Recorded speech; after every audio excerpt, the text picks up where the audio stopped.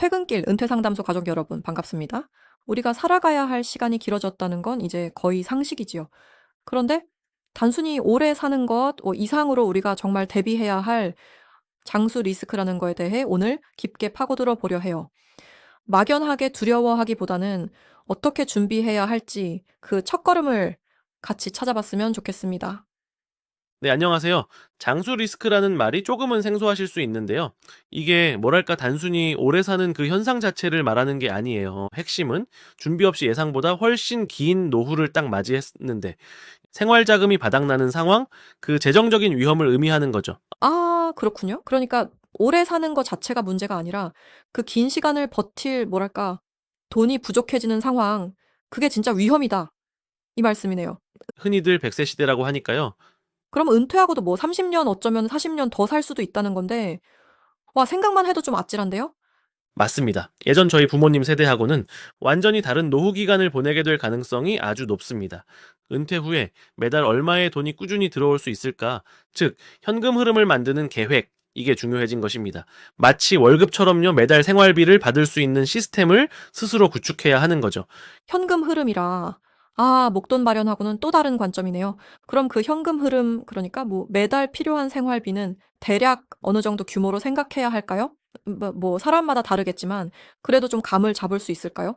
그런데 중요한 건 구체적인 목표를 세우는 거예요. 예를 들면 나는 은퇴 후에 최소 월 300만 원은 필요하다. 또는 뭐 여유롭게 여행도 좀 다니고 하려면 월 400만 원은 있어야 한다. 이런 식으로요. 월 필요 금액에다가 예상하는 은퇴 기간, 자, 가령 뭐 30년을 그러면 360개월이죠. 이것을 곱해보면 뭐 필요한 총자금 규모가 생각보다 훨씬 크다는 것을 알게 되실 거예요. 여기에서부터 이제 구체적인 계획이 시작될 수 있는 거죠.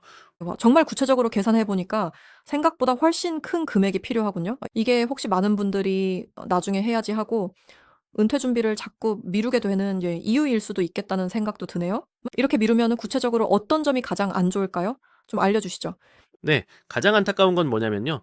바로 시간의 마법, 즉 복리 효과를 제대로 누리지 못한다는 겁니다. 아시겠지만 일찍 시작하면 매달 붙는 돈이 좀 적더라도 시간이 이자를 낳고 그 이자가 또 이자를 낳고 하면서 이게 눈덩이처럼 불어날 수 있거든요. 이게 10년, 20년 뒤에는 정말 어마어마한 차이를 만듭니다. 네, 미룬다는 건 이 귀한 시간을 그냥 버리는 것이나 마찬가지죠. 아, 시간을 잃는다는 게 가장 큰 손실이다. 그렇군요. 그리고 또 나중에 시작하면 어떻게 되겠어요? 같은 목표 금액을 모으려면 매달 훨씬 더 많은 돈을 넣어야 합니다. 젊을 때 시작했으면 뭐 월 30만 원으로 충분했을 수도 있는데 제 나이가 들어서 시작하면 월 100만 원, 어떨 때는 200만 원 이렇게 쏟아 부어야 할 수도 있어요. 부담이 훨씬 커지는 거죠. 게다가 뭐 건강 문제라든지 아니면은 예상치 못한 실직으로 생각보다 일찍 은퇴해야 하는 상황이 올 수도 있다는 점도 간과해서는 안 됩니다. 그때 준비가 전혀 안 되어 있다면 정말 막막해지겠죠? 정말 남의 일이 아니네요. 복리 효과도 놓치고 나중에 부담은 더 커지고 또 예기치 못한 상황까지. 그러면은 이 막막한 노후 준비 대체 어디에서부터 좀 시작을 해야 할까요? 첫 단추를 좀 잘 꿰는 방법이 있을까요? 가장 중요한 건요, 지금 바로 시작하는 용기입니다. 정말로. 금액이 많고 적고는 사실 그 다음 문제예요. 단돈 5만 원, 10만 원이라도 괜찮습니다.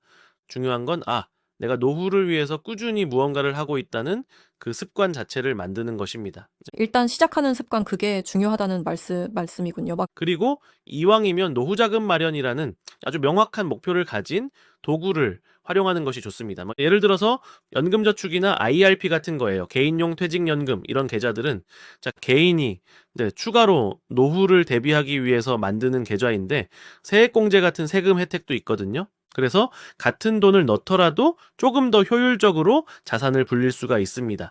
이런 제도를 적극적으로 활용하는 것이 현명한 첫걸음이 될 수 있습니다. 수명만큼 장수 리스크는 이제 정말 모두의 현실이구나 싶고요.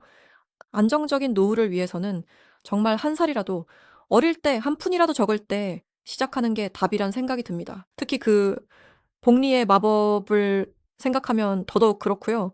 그리고 연금 계좌처럼 좋은 도구를 활용해서 첫 발을 내딛는 것도 좋은 방법이겠네요.